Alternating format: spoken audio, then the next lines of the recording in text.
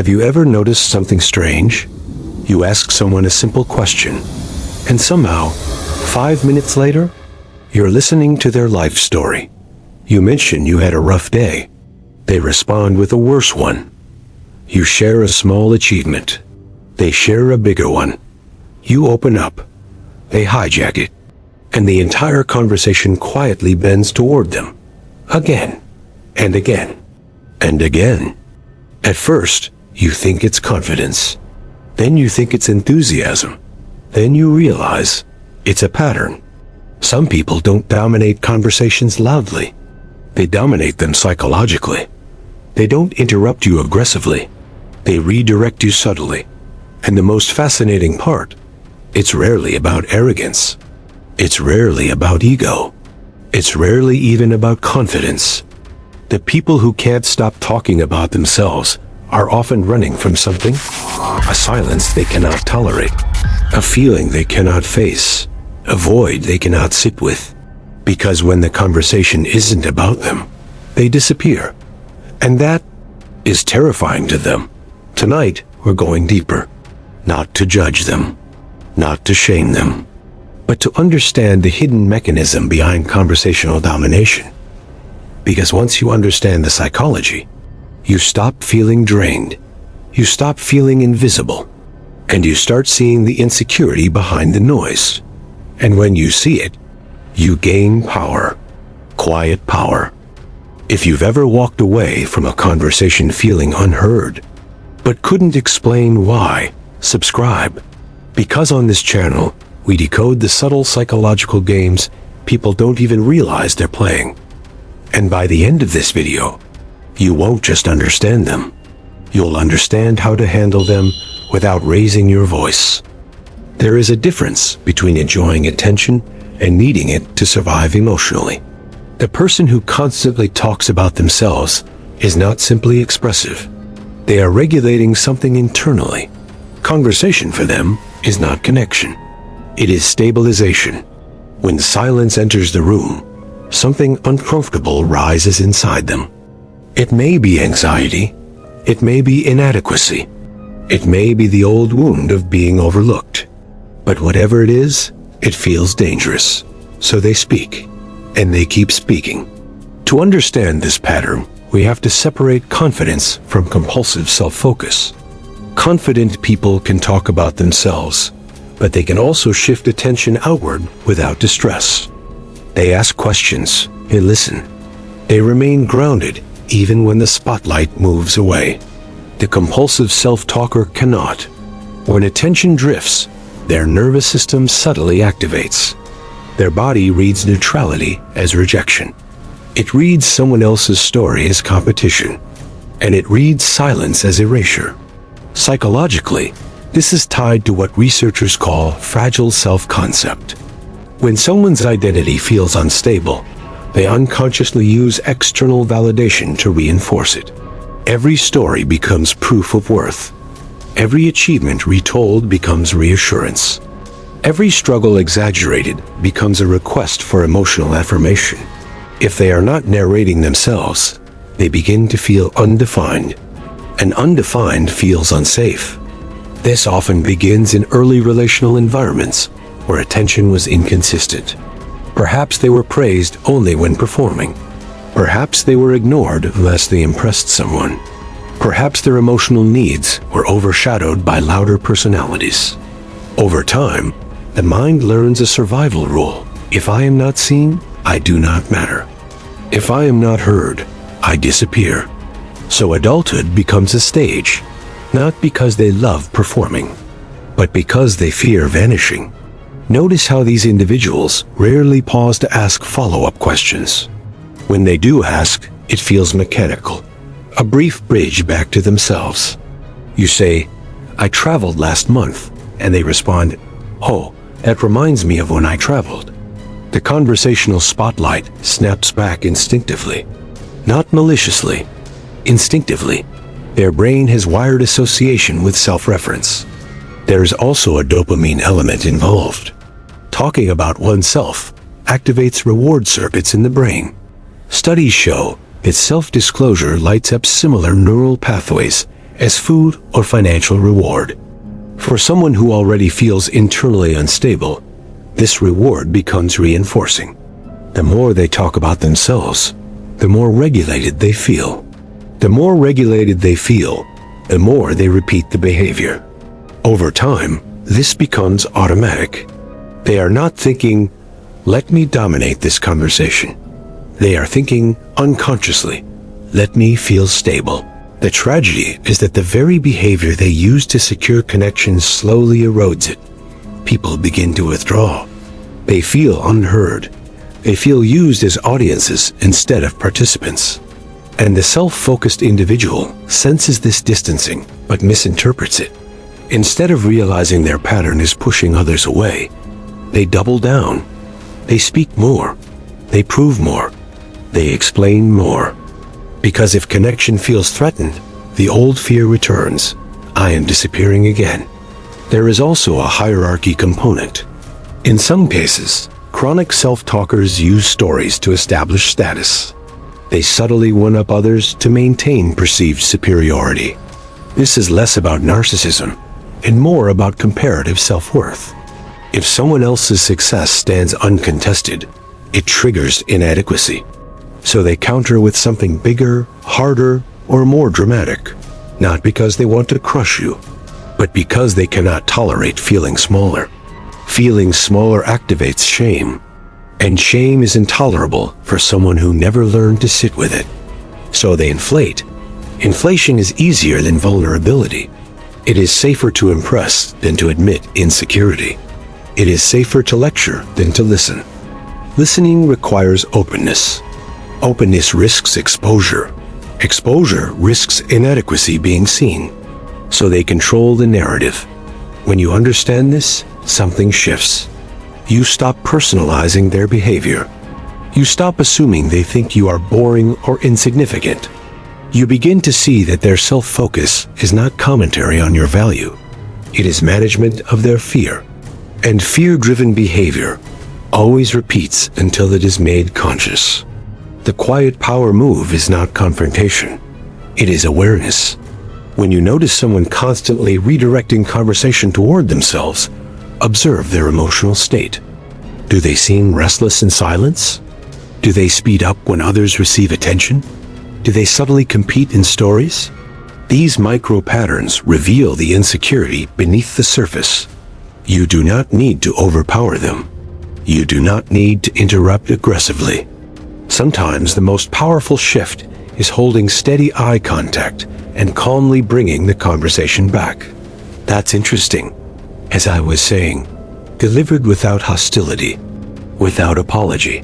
This tests something important. It tests whether they can tolerate not being the center. And their reaction will tell you everything about their internal stability. Because the person who can sit back, breathe, and genuinely listen does not fear disappearing. But the one who cannot stop talking about themselves is fighting invisibility every second the spotlight moves away. And once you see that, you are no longer drained. You are informed, locked. Silence is not empty. Silence is revealing. In most conversations, small pauses happen naturally. One person finishes speaking. The other reflects. There is a brief stillness where thoughts reorganize and emotions settle. For emotionally regulated individuals, this space feels neutral, even comfortable. But for someone who cannot stop talking about themselves, silence is not neutral. It is threatening. When the conversation slows, their mind accelerates. They scan the room internally, asking invisible questions. Did I lose them? Are they bored? Did I say something wrong? Am I still interesting? These questions do not appear consciously as full sentences. They register as a subtle tightening in the chest, a restless urge to fill the gap. And so they speak again.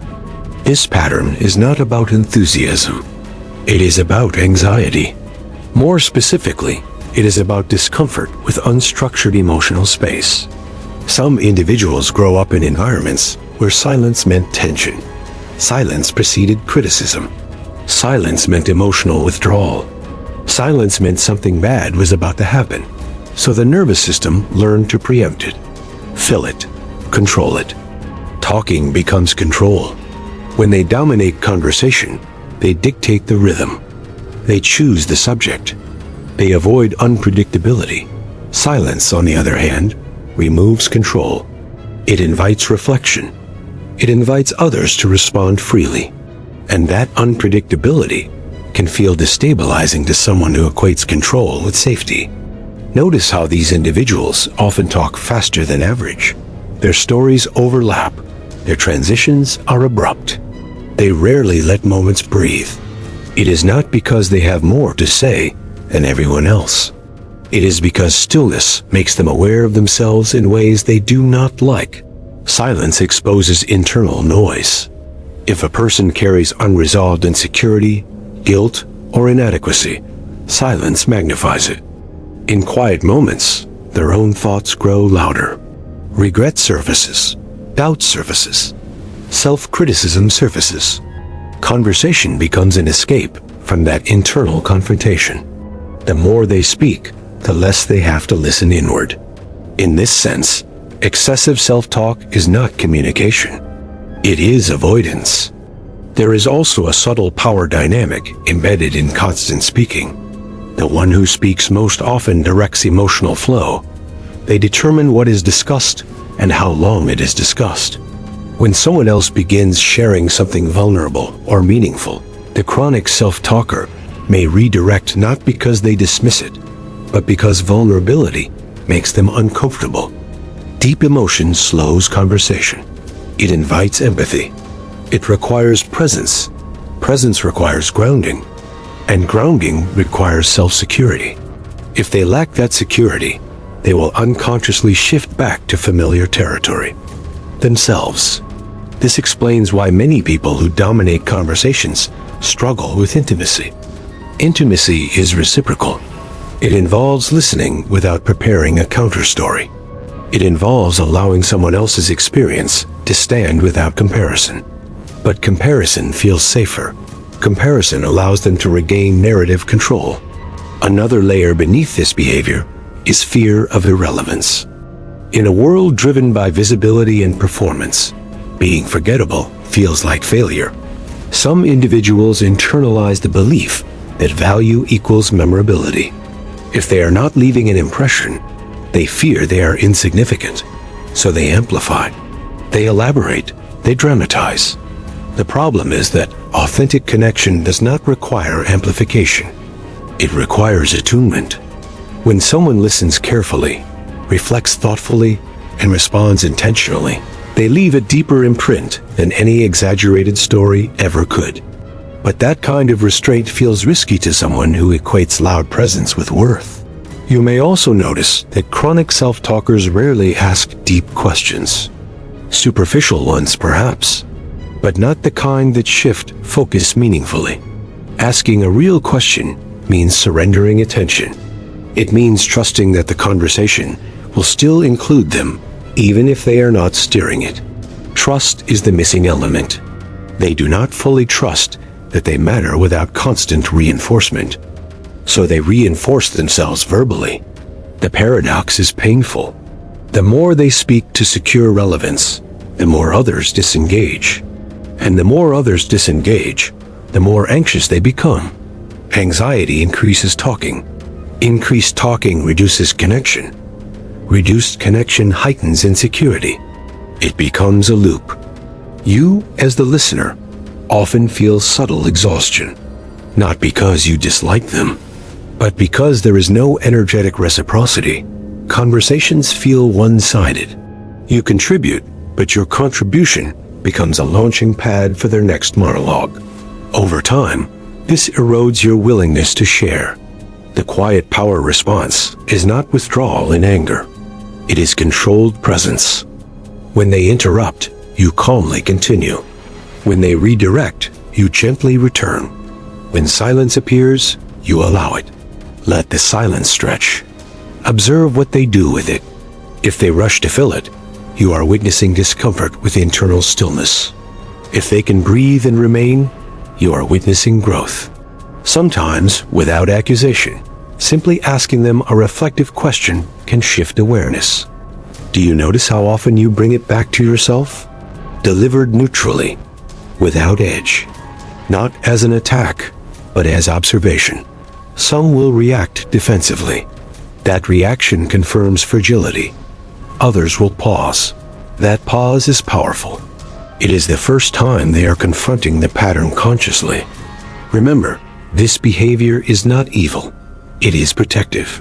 It formed to shield them from invisibility, rejection, and emotional exposure.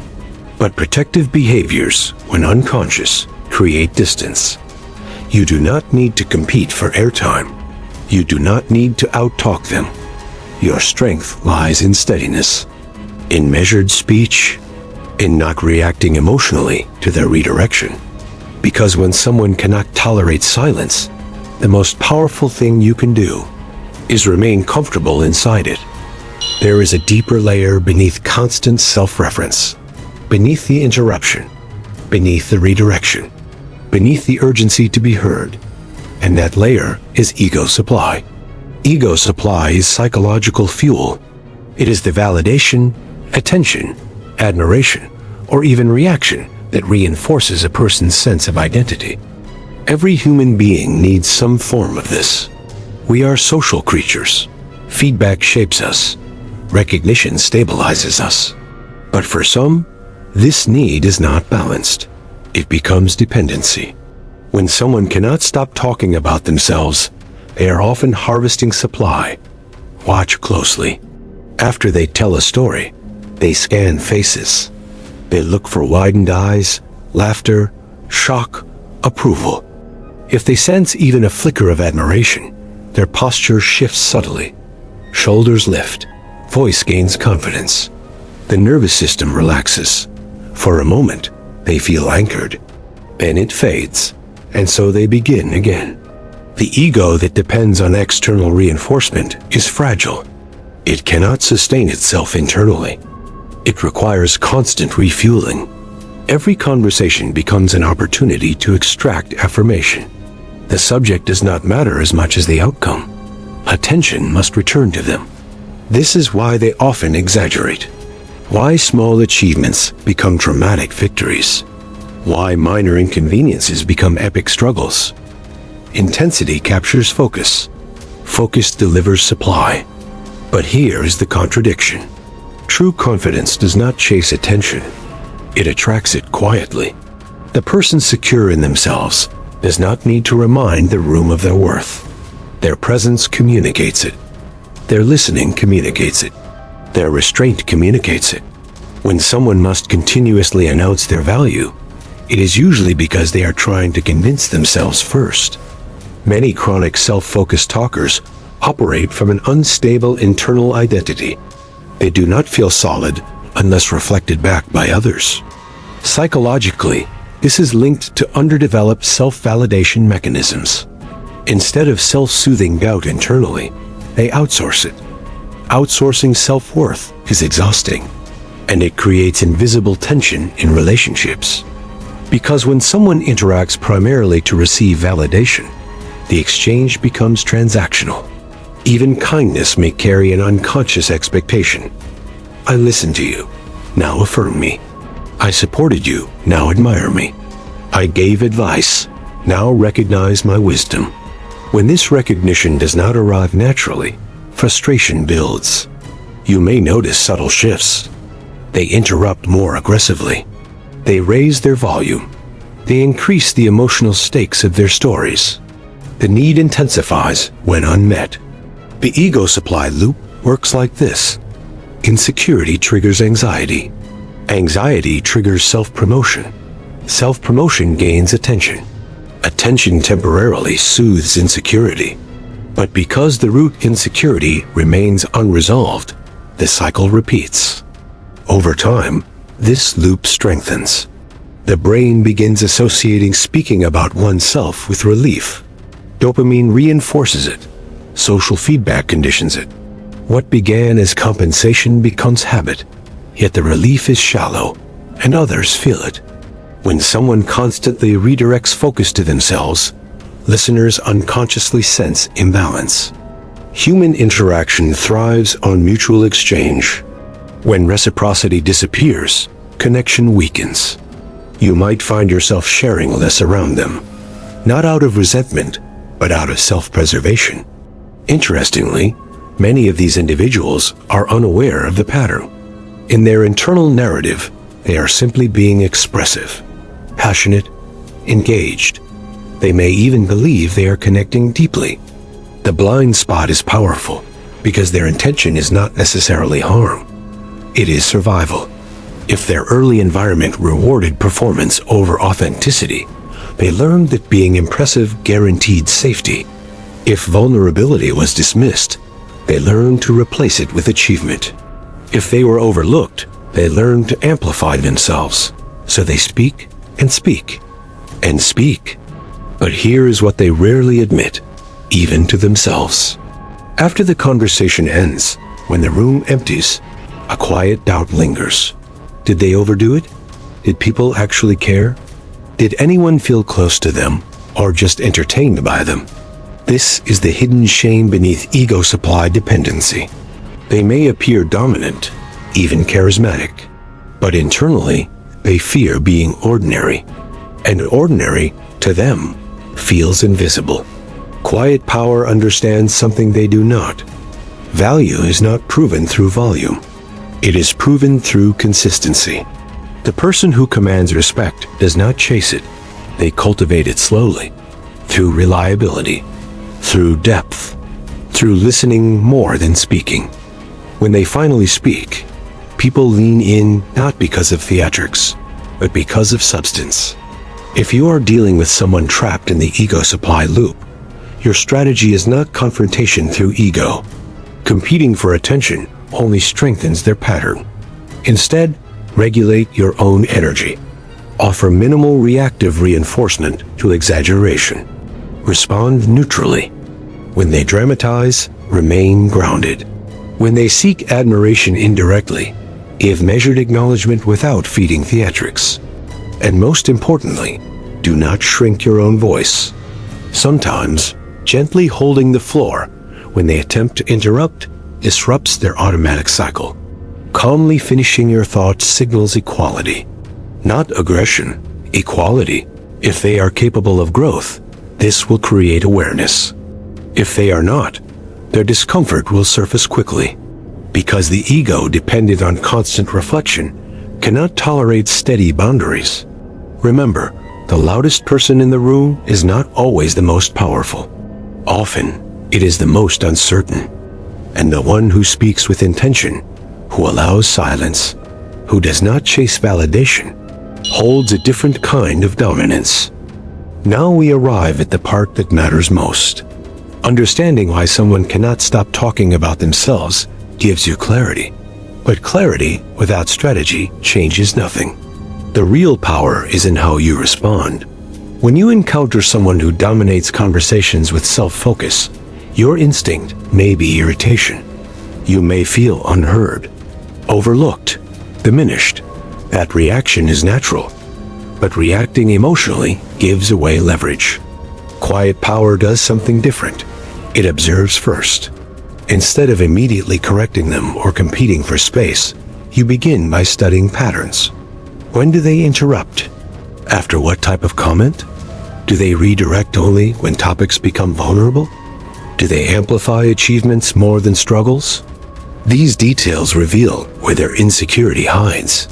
Observation creates emotional distance, and emotional distance prevents entanglement. Once you see the pattern clearly, your next move is regulation. You slow your breathing.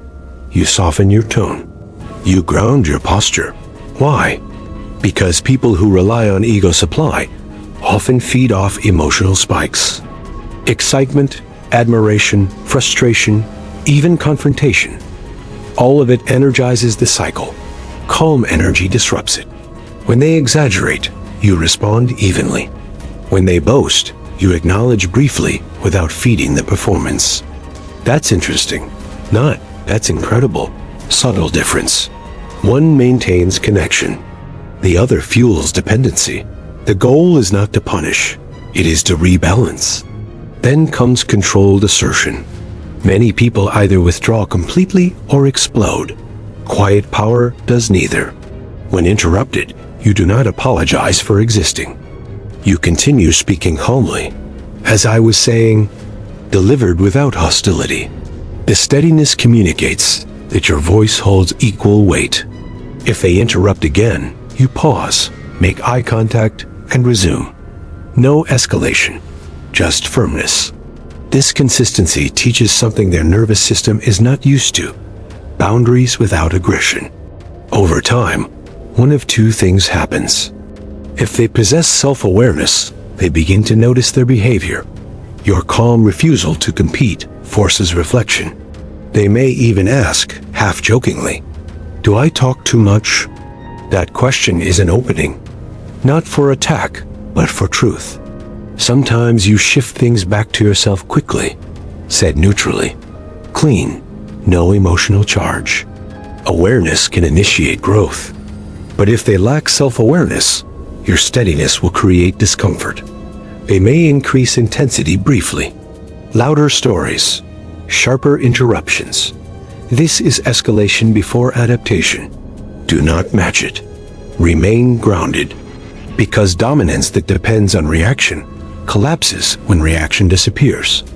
Another powerful tactic is strategic questioning. Instead of confronting the behavior directly, redirect the spotlight intentionally. When they finish a long monologue, ask, "What made you feel that way?" This forces introspection beyond performance. Or ask, "What did you learn from that?" Growth-oriented questions move them from self-promotion into self-examination. Many chronic self-focused talkers have rarely been asked to examine themselves beyond surface achievements. When confronted with reflective depth, they slow down. And slowing down is the beginning of change. At the same time, protect your energy. Not every pattern needs fixing. Some people are not prepared to evolve. In those cases, adjust exposure. Limit emotional investment. Share selectively. Preserve your depth for those capable of reciprocity. Quiet power understands an essential truth. You do not need to be the loudest to be the strongest. In rooms dominated by volume, composure stands out more than noise. When others observe that you speak less but say more, perception shifts. People begin to wait for your input. They associate your silence with thoughtfulness, not absence. This is influence without force. And here is the final layer. Sometimes, the person who talks endlessly about themselves is not your enemy. They are a mirror. Ask yourself, does their behavior trigger something unresolved in you? Do you feel overlooked because you fear invisibility? Do you crave acknowledgement in ways you rarely admit? The people who irritate us often expose dormant insecurities. If their dominance destabilizes you, strengthen your internal validation. The less you depend on external recognition, the less their behavior affects you. When your sense of worth is internally anchored, you do not compete for conversational territory. You choose it deliberately. Power shifts quietly. And eventually, something subtle happens. The dynamic changes. Either they adapt to your steadiness and conversations become more balanced, or you outgrow the need for their validation entirely. Both outcomes are victories, because the objective was never to silence them. It was to stabilize yourself. When you enter a room now, you understand something most people do not. The person speaking the most is not necessarily commanding the most respect. The person reacting the least is often holding the most control. So the next time someone cannot stop talking about themselves, do not shrink. Do not escalate. Do not compete. Observe, regulate, assert calmly, and allow silence to do what volume cannot. Reveal character. If this video made you see someone differently, don't comment their name. Comment silence wins. Not for me, for you. Because the moment you recognize the pattern, you stop being controlled by it.